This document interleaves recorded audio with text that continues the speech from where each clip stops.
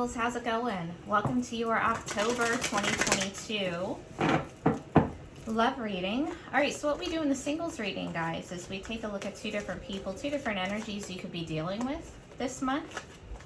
If one or both looks like a viable option, then I will also get an outcome for you and that person. We'll see how you feel about them. What is up? If you have somebody in mind that you're already talking to or involved with and you know their sign, I will also pull your energy with the different signs at the end of the reading. All right, guys. Aries, Sun, Moon, Rising, and Venus.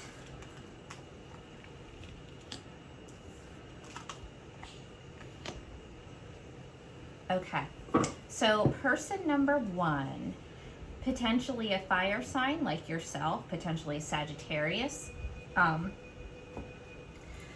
So this connection, it's kind of one that is real fast moving. They could be younger, 20-ish, in their 20s. But this connection's really like lighthearted, adventurous, exciting, all that good stuff. It's something that happens really fast as far as like the physical aspect of it. But it's not just that. Like, it's going to be pretty sex-based, but that's not all they're looking for. They're actually looking for something long-term. They're definitely a really busy person, though. They have a lot of responsibilities, a lot going on in their life. So it might come across as though they're looking for just a hookup, but that's not. It's only because they're just really busy. They're definitely looking for something long-term. What else we can get on this person. There's a lot of attraction between the two of you, a lot of chemistry. They could be a Virgo. Ooh. Wow, water sign. Okay, so here's the thing. There's somebody who is likely not one to put themselves out there often. Pretty closed off, pretty introverted in themselves, whatever. But with you, it's kind of like, and it could be because you're a fire sign, you know, whatever. They look at you as like you're really adventurous, so it kind of makes them want to be adventurous, maybe want to come out of their shell. It's kind of like they've just got so much going on in their life and so much, you know, weighing on them that they kind of felt like they had to close themselves off and just kind of not even worry about dating or whatever. But they're not that way anymore. Again, it's like you were excitement for them. You brought them out, like out into the open. And there's actual feelings there. Like, they're emotionally available. They're ready to offer you some kind of actual commitment. Let's see how you feel about them, though. How do you feel about this person? How will you feel about this person? Potentially a water sign too. We've got everybody here now. Oh boy, the Hierophant, Taurus. So majors for them, we have Taurus and Virgo. Both Earth, but could definitely be a Sagittarius or a water sign as well. So you look at them as somebody that you'd want an actual commitment with. Like full-on traditional commitment, even like potential marriage in the future. You look at them as somebody who wants the same thing that you want as far as a commitment, a relationship, and somebody who shares your same belief system. Let's get you an outcome should you choose to deal with them. Oh my gosh, the Emperor, your own energy. So should you choose to deal with this person, this is a divine counterpart connection for you. And with this coming out as an outcome and that being yourself, it's like they allow you to be your whole self. It's kind of like with them, you feel like you're at your full potential. Again, divine counterpart. This is definitely marriage shit. If you're somebody who wants to be married, this is definitely a connection that could go there. Awesome, Aries. Okay, the next person over here looks like a water sign, Cancer, Scorpio, Pisces, but this person's very closed off. But they're not normally that way. So there's a reason they're that way with you. So let's find out what that is.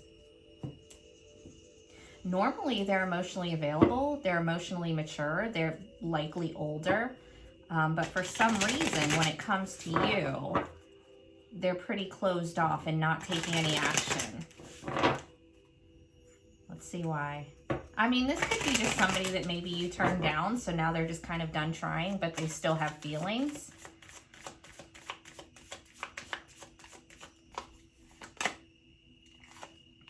The Hermit on both sides now, reversed on this side, so Virgo again. King of Wands reversed.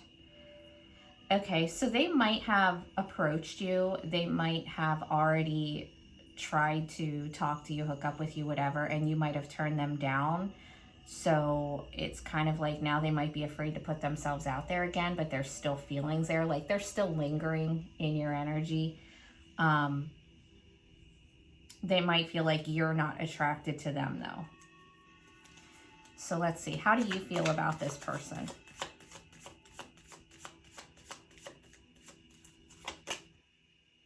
Huh. Okay, so here's the thing. Because they feel like you're not attracted to them. They feel like you're not into them. So they are being emotionally closed off. They're not telling you how they feel. They're not taking any action on it because they feel like you're going to turn them down because maybe you did in the past. But you look at it as now's the right time for you guys, whereas maybe in the past it just wasn't the right time, and maybe it wasn't that you weren't attracted to them. It just wasn't the right time, and now it is. Huh. All right, let's see. Outcome for you and this person. Indecision. This is one of those connections where you're going to feel like you have to decide between your head and your heart, or you're going to have to decide, like, do I want to do what I want to do here, or do I want to do what everyone else wants me to do? It's kind of like people pleasing, and the Fool reversed is your own energy.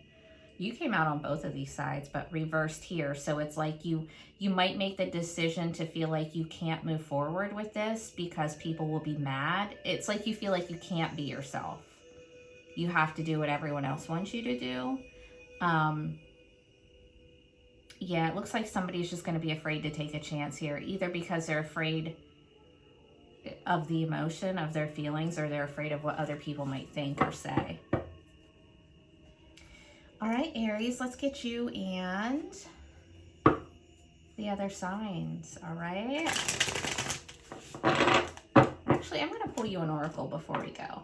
So this is if you have someone in mind that either you're not talking to or you are and they just don't tell you how they feel. This is what they would say to you if they could. If you guys were speaking, if they had the balls to, whatever. All right, what does this person have to say to Aries? Whoever's on your mind, take a deep breath, focus on that person. What does this person have to say to Aries? Finding out the truth crushed me.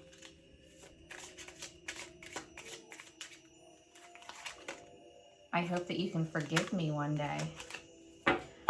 Okay, it looks like two different people actually. All right, Aries dealing with another Aries. Aries and Aries. So if you've been waiting on them or they've been waiting on you, somebody's going to start taking some action here. No more waiting. Aries and Taurus. Oh my gosh. Happiest card in the deck. All the happiness, all the clarity, everything out in the open.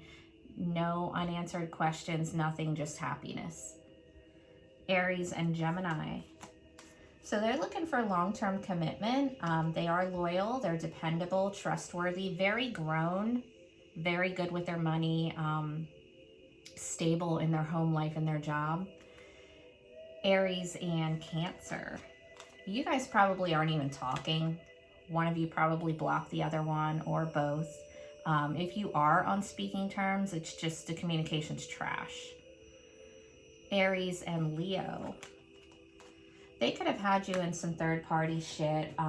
They could be wanting to reunite with you and you don't want to, or the other way around. Or they could just be somebody who parties too much, like drunk all the time.